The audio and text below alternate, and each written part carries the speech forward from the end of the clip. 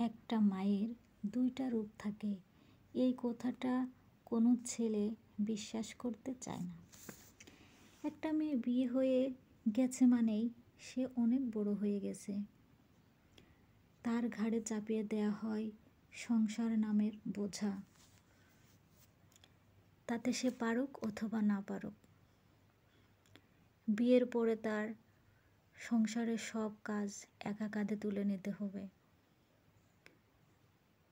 সবার কাপড় চোপড় ধুতে হবে। এটা হলো বউ, তাই করতে হবে। এটা কেমন নিয়ম আমি বুঝি না।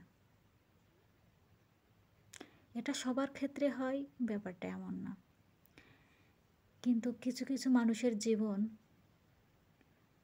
বিষাক্ত মতো করে তোলা হয়। বিশেষ করে এগুলো গ্রামে বেশি হয়।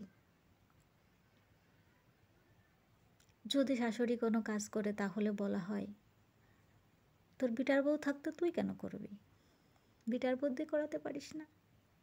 অথচ সেই মাই মেয়ে যদি 10টা পর্যন্ত ঘুমোই থাকে তবু একবার ডাক দেওয়ার কথা চিন্তা করে না যে আমার মনে একটু ঘুমোচ্ছে, ঘুমোক। সেই মাই আবার বিটার বউ যদি সকাল 6টার জায়গা 6টা 10 মিনিট লেট হয়,